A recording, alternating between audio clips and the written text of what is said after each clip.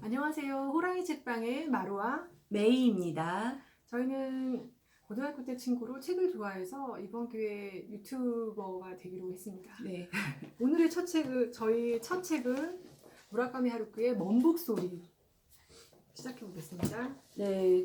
이 책은 30년 전, 지금부터 30년, 86년, 88년 하루키가 이제 작가로 막 뜨기 시작해서 이 스포트라이트에 부담스러워서 이제 유럽으로 훌쩍 떠나거든요. 그 떠나면서 출간할 목적이 아니라 그냥 담담히 에세이 형식, 일기 형식으로 써낸 책인데 너무나 훌륭합니다. 그래서 저희가 첫 번째 소개로 했는데요. 그 86년, 88년 유럽 저희 잘 안 가봤죠, 그때. 그렇죠. 그때 1986년부터 88년까지 우리나라에서는 군사정부가 집권을 하고 있었고, 간선제 선거였는데 직선제로 대통령 선거를 하자 이러면서 계속 데모를 많이 했고, 7월 항쟁. 7월 항쟁 맞죠? 6월 항쟁. 6월 항쟁이 있었고, 직선제로 개편이 되면서 노태우 대통령이 되십니다. 그리고 88년에는 해외여행 자유화가 돼서 그전에는 외국 마음대로 못 갔어요. 근데 88년을 기점으로 해서 이제 유럽 여행, 외국 여행 다닐 수 있게 됐던 그때부터 거죠. 자유여행이 돼서 왜 응답하라 1988 그 드라마 보면 그 유줄열의 그가 제일 잘 사는데 88년도에 이제 일본 여행 가는 장면이 나와서 그래서 그때 나왔군요. 그래서 나는 잘 사는 사람이라서 그때 간 게 아니라 그때부터 자유화돼서 여권 만들고 막 이런 것들이 생소하게 표현됐던 게 그 이유였군요. 자, 저희가 이제 첫 번째 이 하루키가 여행했던 곳은 그리스 스페체 섬입니다. 이 스페체 섬에서 하루키가 처음으로 딱 항구에 도착했을 때 인상적인 세 가지를 얘기했는데 첫 번째는 라코스테 폴로 셔츠 입은 네. 호객꾼 아저씨. 우디 앨런 같은 인상의 호리호리한 아저씨죠. 라코스테 폴로 셔츠를 입고. 근데 했는데 뭔가 후질근한 느낌이 뭔가 듭니다. 후줄근한 그래서 느낌이. 그리스인 조르바가 떠오르지 않았어요? 네, 맞아요. 모든 사람에게 다 아는 척하고 인사하고 숙소가 정해졌냐, 뭐 갈 곳이 그리고 정해졌냐. 간지를 챙기면서 또 뭐 굉장히 기분파. 네. 그리고 두 번째는 그 차가 아니라 한국에 마차들이 있었고 그들을 이제 뭐 호객꾼들이 마차들이에요. 그래서 숙소까지 데려다주는 마차가 있었고 또 죽은 개. 예. 네, 널브러져 있는 개. 그래서 죽은 개와 상개를 구분 못했다고 하루키가 막 표현하네요. 그래서 그날 처음 숙소에 막 도착해서 근처 레스토랑을 찾아갔는데요. 그분이 정말 와인이 없으면 도저히 먹을 수 없는 저녁 식사 메뉴를 시킵니다. 생선 조림과 콩조림. 예. 그리고 쓴맛이 나는 백포도주를 주문했는데 죄송하지만 오늘은 포도주를 대접할 수가 없습니다. 왜 그런가 했더니 전국 지방선거 날이었던 거예요. 나는 외국인이니까 술을 먹어도 되지 않겠냐 물어보니까 여주인이 경찰에 전화를 하죠. 근데 이제 외국인이어도 아무 술도 우조든 와인이든 위스키든 아무 술도 팔 수 없는 장면이 나오는데요. 그거를 네, 너무 웃기네요. 그 그리스 사람들 성군날 술 못 마신다는 건 그들이 얼마나 기분파이고 뭐 조금 욱하면은 술만 먹고 욱하면은 남을 때려 죽일 수도 있고 그런 폭력 사태가 빈번하기 때문에 그걸 막으려고 금지해놨겠죠. 그러니까 그쪽 사람들은 읽어주세요. 그래서 재미있는 표현이 있었는데요. 읽어주세요. 그리스의 타베르나에 포도주가 없다고 그건 일본 장어구이 집에서 죄송합니다만 오늘은 간장이 다 떨어져서요 라는 말을 듣는 것과 마찬가지다. 네, 무라카미 비유가 너무 재밌네요. 장어구이 집에 간장이 떨어졌다는 거. 그리고 그 다음에 이제 섬생활 중에 와이프랑 싸운 얘기도 참 재밌게 표현했었는데, 뭐 여행 제스처를 안 바꿔서 이제 밥을 못 먹게 됐기 때문에 아내가 이제 화를 내는 장면이 있거든요. 여성은 화를 내고 싶은 일이 있어서 화를 내는 것이 아니라 화내고 싶으니까 화를 내는 것이다. 그래서 화내고 싶을 때 제대로 화를 내게 하지 않으면 나중에 더 골치 아픈 일이 생기게 된다. 맞습니다. 여성분들이 화낼 때는 좀 받아주세요. 화내고 나면 풀립니다. 저도 이제 신랑하고 싸우면은 바로 화를 풀고 바로 얘기해야지. 지금 신랑하고 싸울 타이밍이 아니다 그래도 바로 합니다. 우리 여자분들 싸우지 마세요. 병됩니다. 그런데 또 와이프도 그렇고 하루키 와이프도 그렇고 또 저희도 좀 그렇고 화가 났어도 뭐 이렇게 원인 해결 안 돼도 날씨가 좋거나 맛있는 걸 보면은 좀 기분이 금방 풀리죠? 네. 그런데 이제 보통 하루키는 약간 슬렁슬렁 인생이 그렇게 풀릴 수도 있다 이렇게 생각하는 반면 아내분은 완벽주의자신 것 같아요.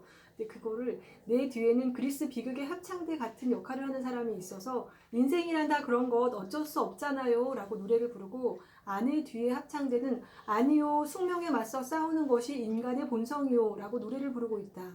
그리고 언제나 내 합창대가 아내의 합창대에 비해서 얼마쯤 소리도 작고 열의도 부족하다. 또 이거 생각하면 하루키가 이제 한해는 아내를 보면서 이런 상상을 하는 거대요. 나 이렇게 뒤에 막 합창대가 있고 막 이런 상상을 하는데 이 부분 보니까 생각나는 게 어느 분이 이렇게 하루키를 사무임에서 만난 얘기를 글로 통해서 접했는데요. 실제로는 굉장히 재미없대요. 굉장히 조용하고 그리고 대신 그 상황이나 인물들을 굉장히 관찰을 하신다고 그러던데 그분 아마 이렇게 그 사람들이 막 대화 속에서 그 뒤에 합창단들을 상상하지 않았나 싶네요. 약간 참 작가적인 그런 생활 모습인 것 같아요. 실제 작가 중에 재밌는 사람보다 재미없는 사람이 많다고 그러잖아요. 글에서 보면. 근데 굉장히 재밌는데 글은 좀 재미없는 작가도 많잖아요. 그러니까 저도 실생활에서는 재미없어도 글 잘 쓰는 사람이 되고 싶기는 합니다. 아, 저도 그렇습니다. 그리고 이제 이 하루키가 그리스 섬에 이 스페체 섬에 넘어 있는 건 사실상 비수기거든요. 굉장히 날씨가 안 좋고 문 닫은 상점들과 문 닫은 호텔이 많은 되게 스산한 모습인데 이제 그런 시간 속에서 이제 아내와 같이 극장을 갔던 부분이 묘사되어 있는데 저 굉장히 이분이 제일 몽환적으로 그러니까 네, 기억이 남아요. 현실에서는 있을 수 없을 것 같은 극장이죠. 네, 이제 브루스리를 좋아하는 아내와 같이 이제 브루스리 영화를 보러 갔는데요. 이 티타니아라는 극장이었어요. 근데 문을 열고 들어가면은 점쟁이 옷 같이 이렇게 입은 할머니가 앉아서 입장료를 받고, 뭐 옆에는 콜라 박스가 쌓여 있고, 뭐 그리고 오늘 상영 영화가 브루스리 만나니까 뭐 아니라고 딴 거라고 막 했는데 막상 어쩔 수 없이 들어갔더니 브루스 영화를 상영했고. 또 가장 아름다웠던 건 극장 안이 천장이 3분의 1 열려있던 거예요. 그래서 그 3분의 1 열려있는 공간에서 정확히 오리온자가 보이고 그리고 이제 영화 상영하고 스크린이 딱 뜨니까 얼마 후에 고양이들이 왔다 갔다 해요. 이제 다른 관객들도 있었는데 전혀 개의치 않고 이런 극장 한번 가보고 싶어요. 진짜 멋있겠네요. 하늘이 다 열리는 것도 아니고 다 닫힌 것도 아니고 살짝 열렸는데 거기서 오리온 성자가 보인다는. 근데 더 멋있는 건 첨단이 아니라 엄청 낡았어. 이 문 닫겠다 싶은 극장이 이렇게 아름다우니까. 만들다 보니 그렇게 됐던 거죠. 네. 너무 아름다운 것 같아요. 그리고 이 섬에서 작가 생활 모습이 잠깐 써 있는데요. 아침에 일어나서 늦잠 자는 아내를 위해서 아침을 준비하고 그리고 글을 쓰는데 그 부분 읽어주세요. 내 글이 싫으면 뭐 이거 어디 있죠? 아침에 일어나서 내 원고를 한참 쓰다가 실증이 나면 번역을 한다. 번역이 실증이 나면 이번엔 다시 내 원고를 쓴다. 비 오는 날에 노천에서 하는 온천욕과 같다. 현기증 나면 탕에서 밥 나오고 몸이 식으면 다시 탕으로 들어가는 것처럼 이런 반복 작업이 언제까지나 계속된다. 역시 그러니까 작가가 글을 쓰는 게 어떤 영감이 반짝하고 떠올라서 이제부터 열심히 써야지 하고서 하루아침에 완성하는 게 아니고 성실하게 엉덩이의 힘으로 아침 9시부터 오후 6시까지 직장인처럼 꾸준하게 앉아서 쓰는 그런 모습을 보여줍니다. 그러니까 꾸준히 책을 내시는 분 작가분들의 특징인 것 같아요. 그래서 뭐 역사 어떤 작가분은 역사 대화 소설을 쓰신 분인데 이게 너무 힘들면은 중간에 판타지 소설을 쓰는 거예요. 그래서 나올 때쯤 대화 소설이 나오는데 역사 대화 소설하고 그만큼의 판타지 소설이 같이 출간되는 그런 식으로 그런 분들이 책에서 책으로 글에서 글로 다니시는 분들이 좋은 글들을 꾸준히 쓰시는 것 같습니다. 다음에는 저희 시실리 팔레르모로 가볼게요.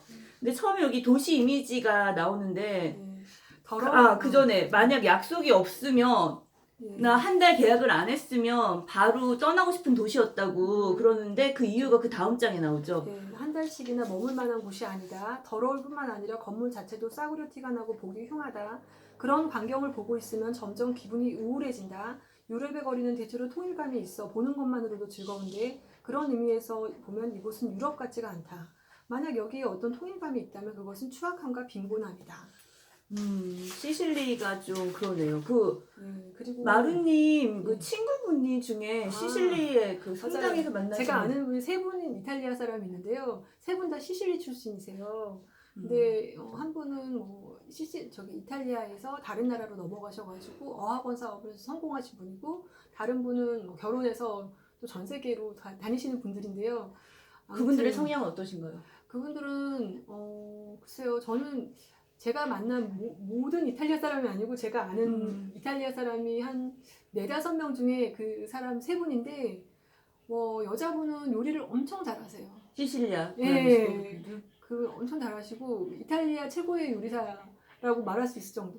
그리고 남자분은 엔지니어시고, 근데 평범하시군요. 이렇게 거칠고.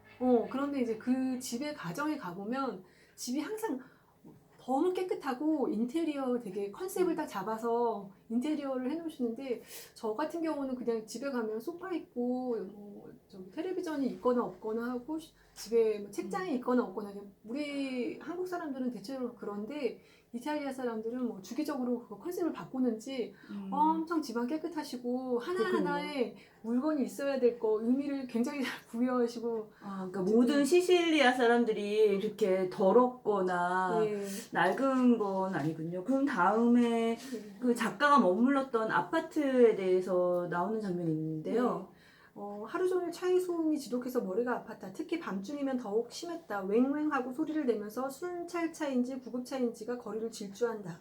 차는 수시로 끼익하고 브레이크를 밟는다.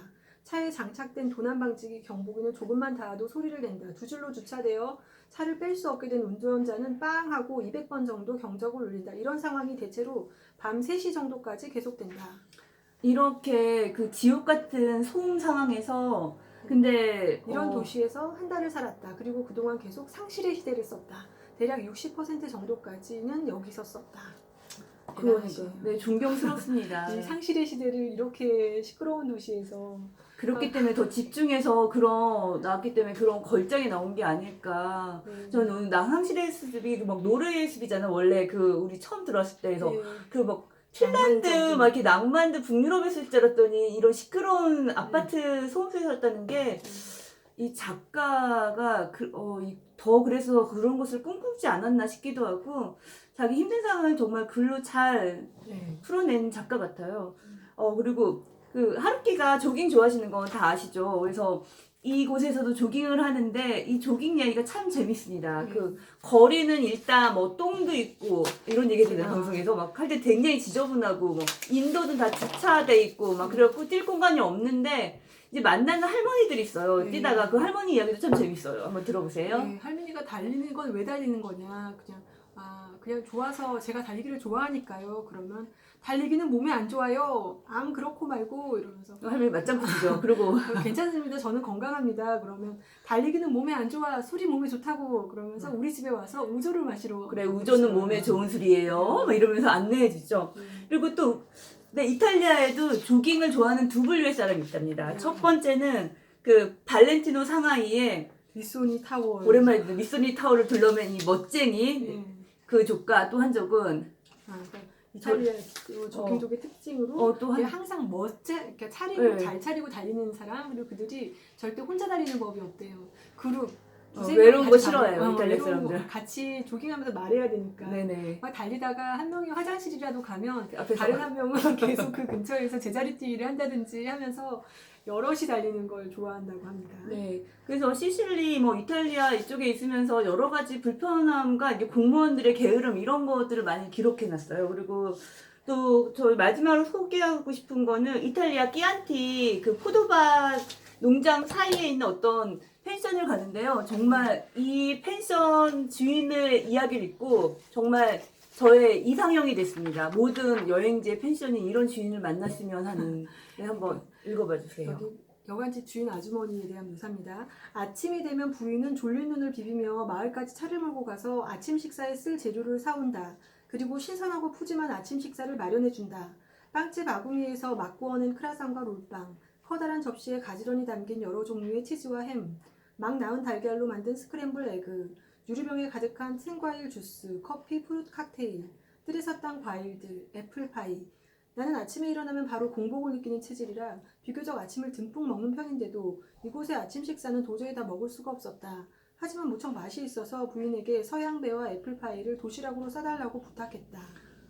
이런 주인을 만나고 싶습니다. 그래서 아무리 좋은 숙소를 가도 그 막 아궁이에서 그 마을에서 파는 빵집 아궁이에서 막 나온 크로아상을 제공해주는 아직 펜션 주인을 못 만나서 항상 2% 부족한데 언제 이탈리아 가면 꼭 이 끼안티 지방을 한번 이런 집주인을 만나서 한번 끼안티 지방을 가보고 싶어요.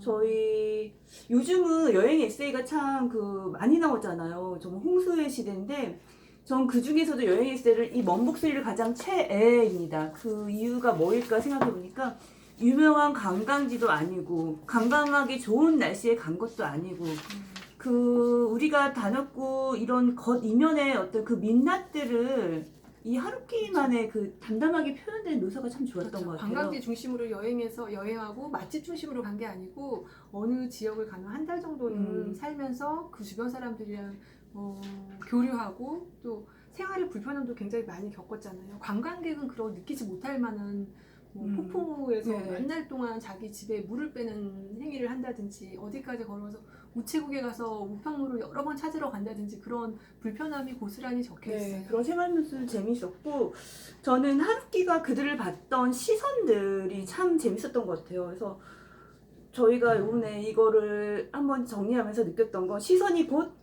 글 실력이 아닐까. 네. 우리가 그런 시선을 가졌다면 정말 다른 시선을 가졌다면 정말 다른 글을 쓸 수 있지 않을까라는 네, 결론을 맞아요. 했습니다. 30년이 지난 지금도 글이 촌스럽지가 않아요. 네네. 그 시선이 촌스럽지 않아서 그런 거죠. 네, 그리고 30년이 지나도 이 사람은 전혀 네. 촌스럽지 않습니다. 이 패션 보십시오. 이 에코백을 메고 이렇게 흰 기본 티에 청바지, 네. 하루키 이렇게 담백하고 기본 스타일을 잘 찾아가는 사람 같아요. 네. 저 예전에 못 읽어서 저는 이번에 처음 읽었는데 왜 이제야 읽었는지 후회가 네. 되면서 아직 못 읽으신 분이 있다면 일독을 권해드립니다. 네, 오늘 여기까지 호랑이 책방이었습니다. 감사합니다.